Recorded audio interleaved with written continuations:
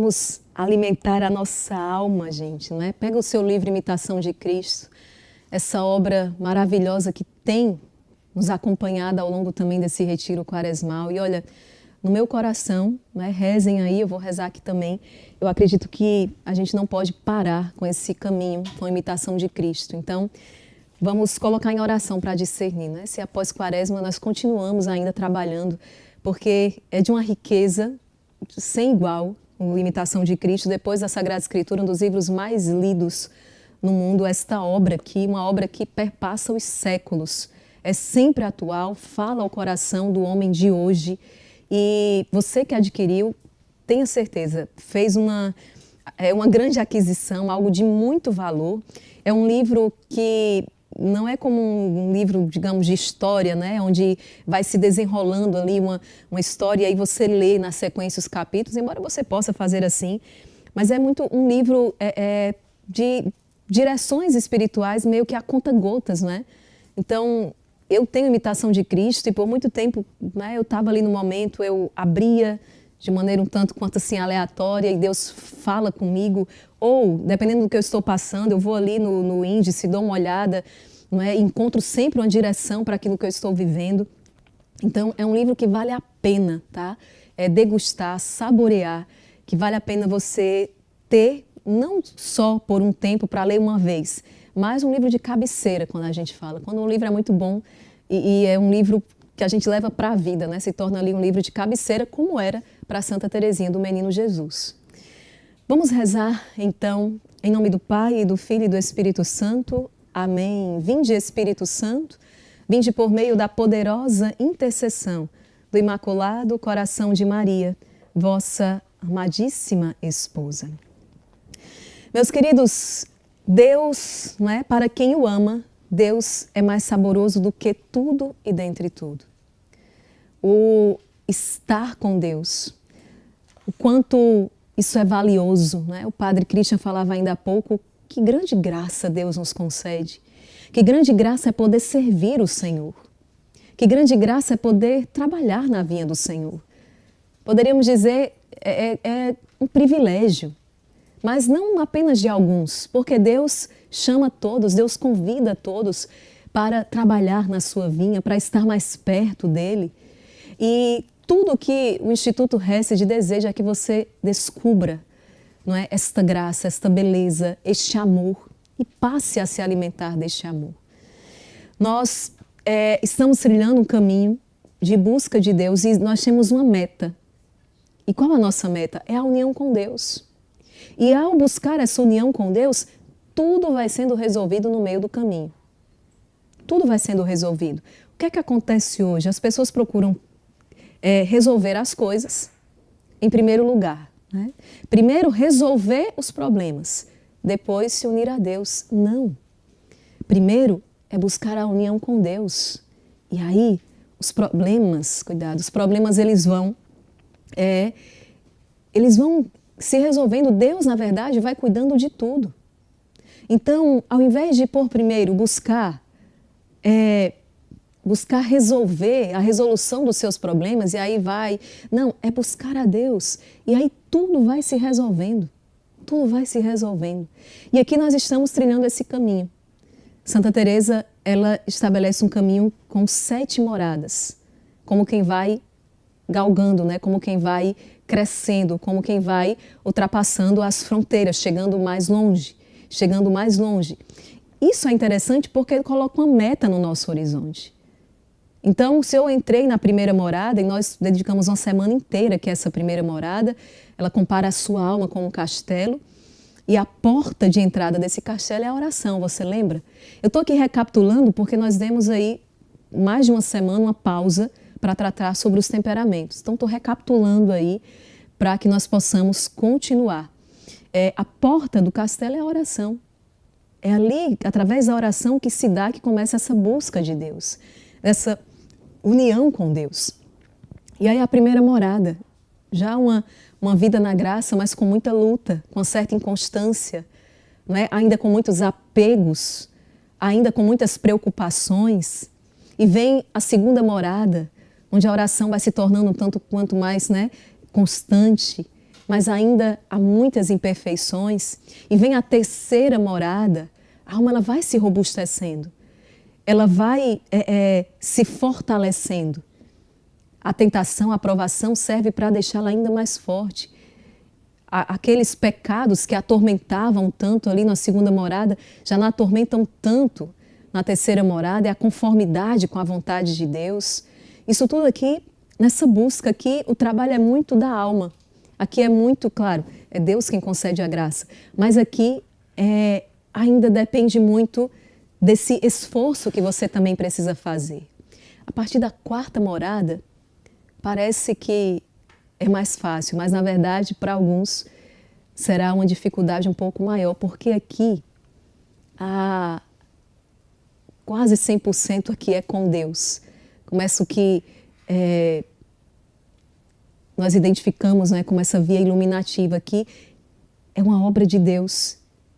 E o que você tem que fazer é abrir o coração para que esta obra aconteça. Então, e nós não paramos na quarta morada. Santa Teresa vai nos conduzindo ainda à quinta morada, à sexta morada, à sétima morada, que aí é o matrimônio espiritual, é esse ápice.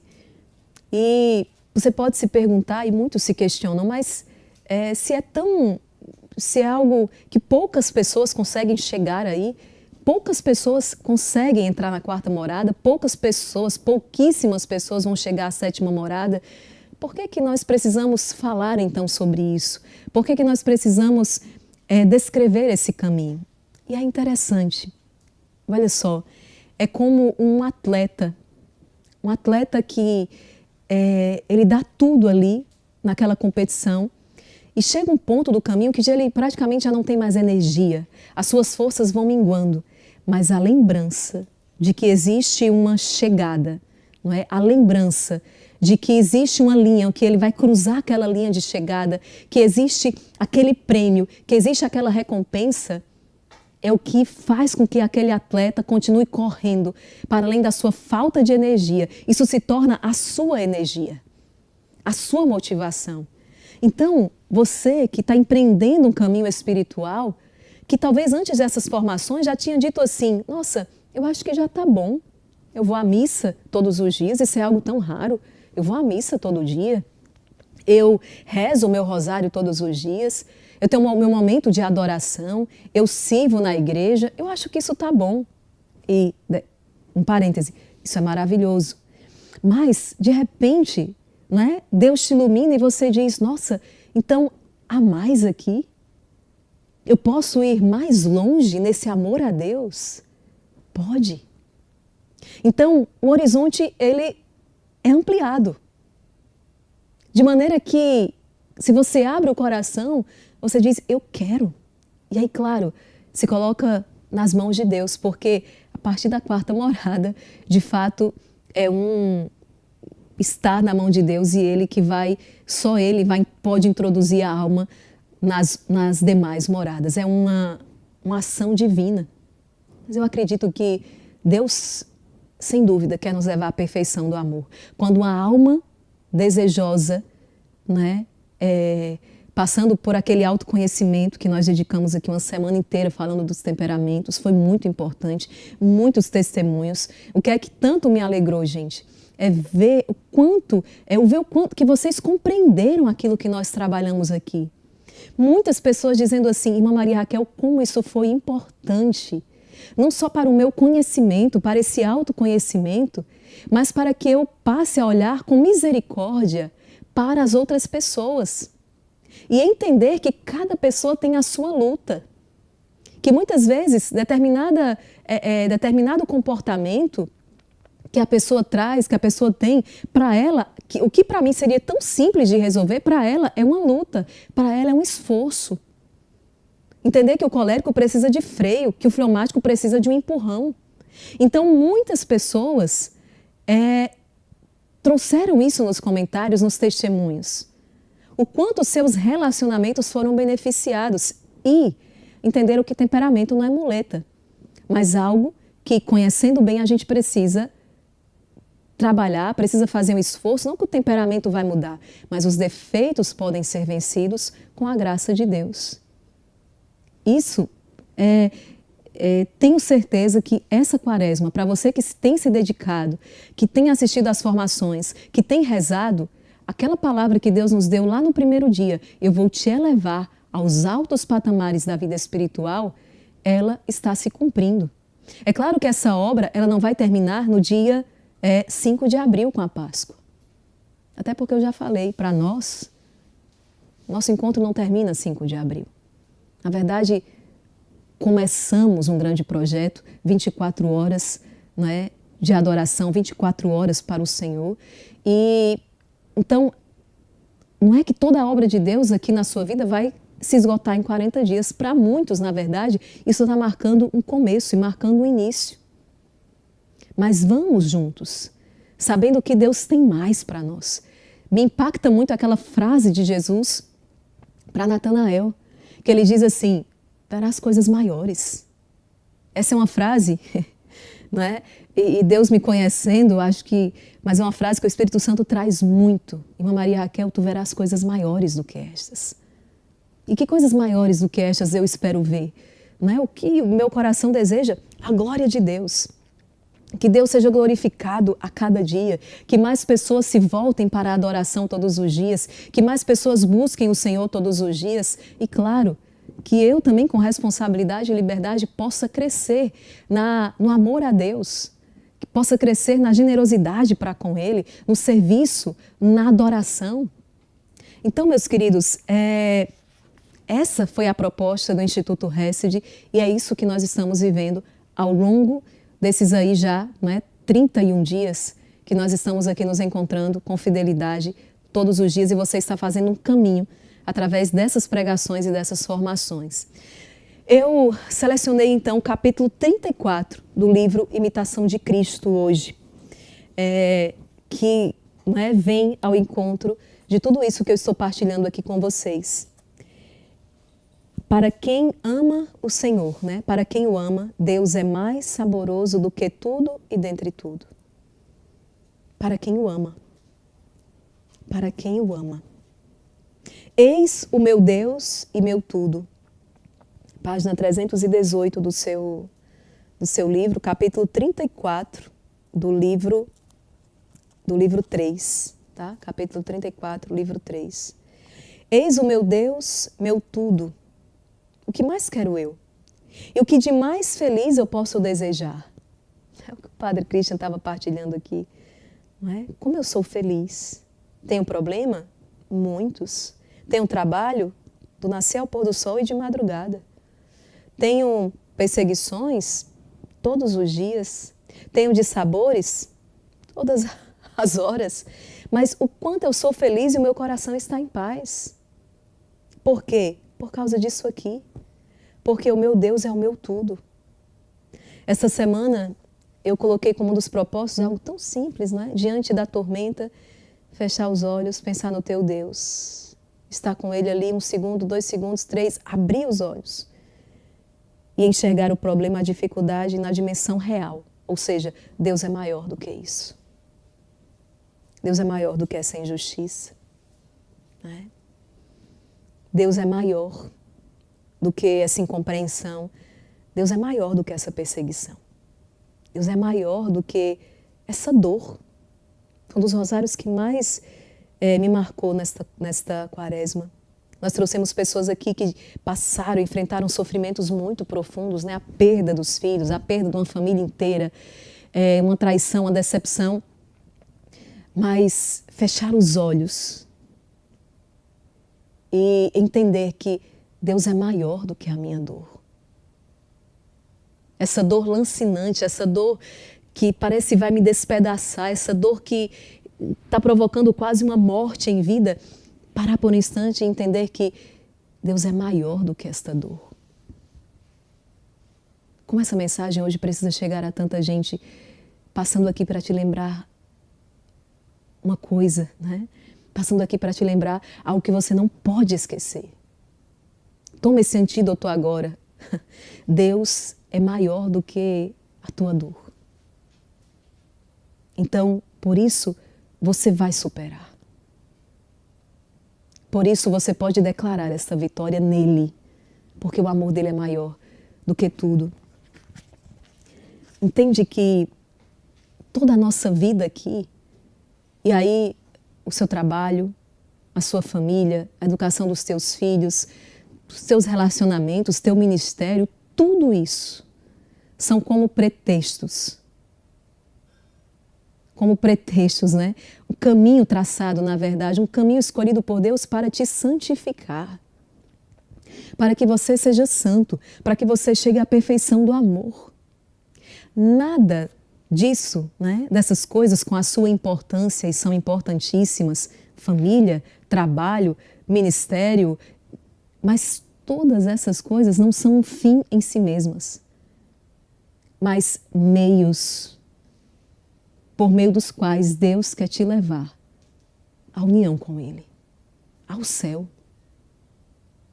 Deus quer te levar ao máximo. E olhar para essas realidades com esse olhar sobrenatural. Certa vez, uma historinha antiga, né, dizia que uma águia é um pássaro de grande porte, feito, né, para grandes voos. Por alguma situação ali, acabou sendo criado com galinhas. E mesmo tendo todo o potencial para voar, ele passou a vida a ciscar. Desconhecia o potencial que ele tinha. Embora tivesse asas longas, capaz de um alto voo, mas passou a vida a ciscar. Então, as formações aqui é para te despertar e dizer: Deus te deu um alto potencial. Você tem um potencial para subir, para ir muito mais longe, para chegar muito mais longe, e esse mais longe não é ao melhor que pode ser apenas aí numa empresa, ao melhor que pode ser em nenhuma das realidades terrenas, embora Deus esteja lá torcendo e nos incentivando, mas para chegar ao melhor que pode ser nesse alto céu, nessa salvação, nessa união com Deus. Aquele que foi feito para altos voos não deve contentar-se a estar então ciscando aí na terra, porque você tem potencial para subir. Deus quer te elevar. Como seria? Eu sempre penso, mas Santa Teresa vai dizer que à medida que a gente avança nas moradas, nós vamos ficando um tanto quanto mais sozinhos. Mas o quão diferente seria se as nossas rodas de conversa tivesse esse tempero sobrenatural, como um São Bento e Santa Escolástica, como uma Santa Clara e um São Francisco, que ao conversarem, os seus co-irmãos viam, eles se elevavam. São Francisco e Santa Clara começavam a se elevar mesmo, literalmente como entrando num êxtase, porque o coração já estava muito mais no céu do que na terra. Nós sentamos e precisamos sentar para tratar dos problemas. Eu faço isso grande parte do dia e acredito que você também. Mas também trazer para as nossas mesas de reunião, de conversa, o sobrenatural. Porque saber que existe algo para mim, saber que existe essa recompensa, é como aquele atleta, é a motivação, é a energia. E aquele que caminha com Deus não é que ele será feliz amanhã. Ele é feliz já agora. Ele é feliz já hoje. E você pode estar ouvindo aí, passando em frente a essa tela e dizendo: nossa, essa irmã está falando algo tão diferente. Eu estou até tendo dificuldade para raciocinar, porque ela está falando algo que eu nunca ouvi. Falando algo que parece que não é dessa terra. Nós somos muitas vezes como aquela águia que criado com galinhas. Acabamos nos contentando em ciscar. E achamos que aquilo ali que encontramos na terra, seca, batida, é tudo. Mas se como águia sobrevoarmos, voarmos, veremos que existe um esplendor, existe um horizonte, existe algo a mais para nós. Feitos criaturas, fomos elevados à dignidade de filhos de Deus. Filhos de Deus. E a herança não é para os vencedores, É exatamente este gozo, diz o livro do Apocalipse. É esse estar com Deus para sempre. Então veja, quantas pessoas que têm uma visão hoje de que, esse papo de Deus, de oração, coisa mais chata. A gente tem que rezar por essas pessoas. Um dia, talvez você já foi uma delas. Rezar por essas pessoas, porque nós sabemos hoje que a vida com Deus é o que há de mais sublime. Ó palavra saborosa e doce, mas para quem ama o Verbo, não o mundo, nem o que está no mundo. Meu Deus e meu tudo. Para quem o entende, já se disse o suficiente. Repeti-lo a miúde é delicioso para quem ama. Meu Deus e meu tudo. Era o que os santos repetiam sem parar. Meu Deus e meu tudo. Meu Deus e meu tudo. Quando estás presente, por certo, deliciosas são todas as coisas, quando Deus está presente. Mas quando te ausentas, tudo enfastiia, tudo causa tédio. Tu proporcionas um coração tranquilo, tu proporcionas grande paz, tu proporcionas alegria festiva. Tudo é bom junto de ti. Tu fazes que de tudo se tenha um bom conceito e em tudo se te louve. Não pode algo de bom agradar sem ti. Mas para que tal coisa agrade e tenha bom sabor, é preciso que se faça presente a tua graça e se tempere com a tua sabedoria.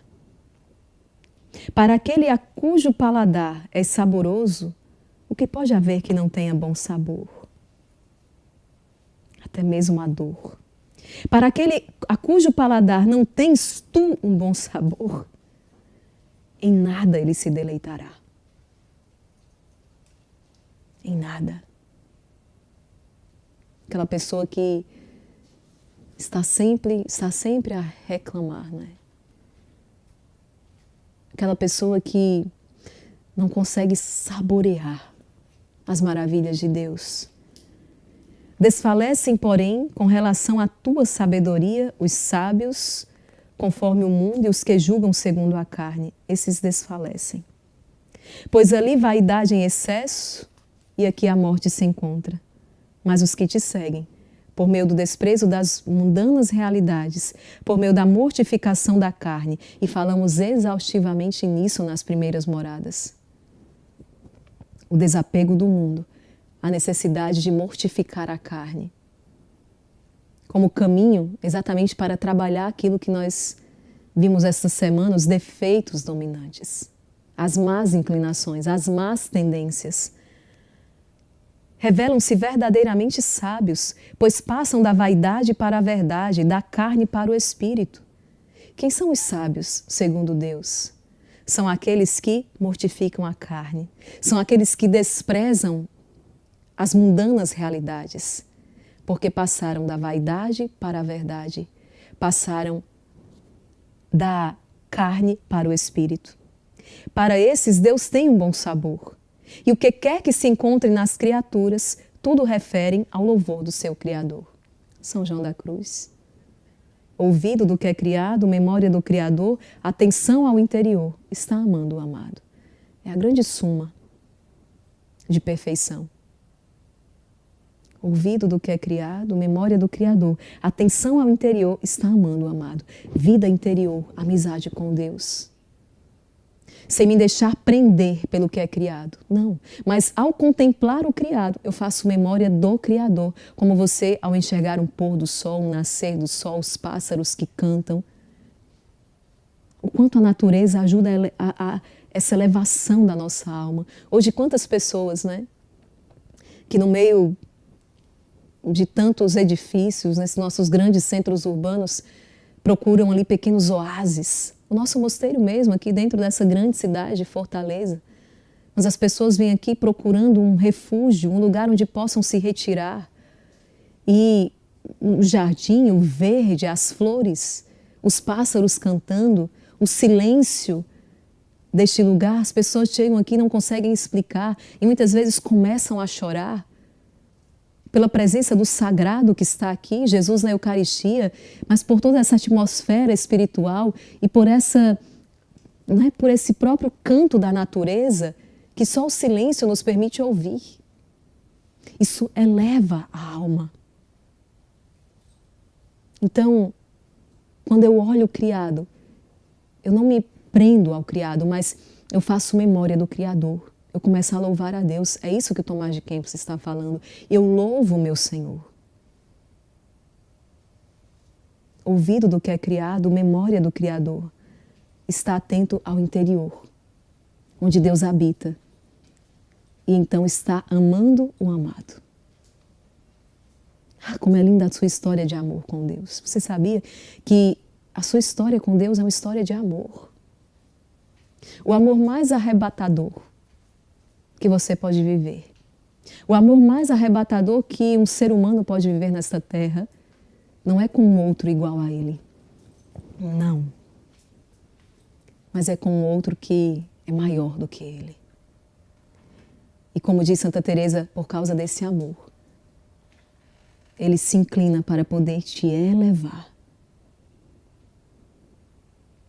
No amor entre os iguais, e já é algo tão nobre, mas são iguais. Mas esse amor com o desigual, com ele que é o maior, é Deus. Ele se inclina, como hoje celebramos a encarnação do Verbo, exatamente para te elevar. Ele ascendeu e quer que nós ascendamos com ele. Assim como ele ascendeu e elevou a nossa humanidade, que já está à direita de Deus Pai, elevou a humanidade consigo. Nós fomos feitos para os altos patamares. E você já entendeu que a virtude rainha, a virtude é que para chegar lá é a humildade, é a descida, assim como o Verbo. Imagina você com esse livro nas mãos, entrando no seu quarto, fechando a porta, ligando de repente uma vela, ou um abajur, ou uma luminária e fechando a porta do seu quarto, pegando este livro. Talvez você, mamãe e papai, que não pode fazer isso durante o dia por causa dos muitos afazeres, mas no meio da madrugada, acordando um pouco antes, para fazer o seu momento de oração pessoal, levando esse livro para uma capela de adoração e ruminando esta palavra. Eu vou passando as linhas, mas eu fico até com dó, porque a vontade que eu tenho é de me prender numa linha e nos deleitarmos nessa palavra que enche o nosso coração. E a partir disso, todos os problemas que estão aí são grandes, se tornam pequenos. Por quê? Porque o amor de Deus é muito maior. Os que estão com o livro terminarão essa leitura. Nós vamos parar por aqui por causa do nosso tempo. Mas eu quis apenas hoje, como aquela mamãe que estimula o filhinho, que dá umas palmadinhas assim para ele continuar a dizer que nós não podemos parar na terceira morada. Vamos continuar caminhando. Vamos conhecer a quarta morada, a quinta morada, a sexta, a sétima, pelo menos para despertar em nós um desejo de progredir, um desejo de continuar, um desejo de crescer. Não ficarmos nanicos espirituais, mas gigantes espirituais, porque Deus quer isso de cada um de nós. Deus abençoe você e até o nosso próximo encontro, se Deus quiser.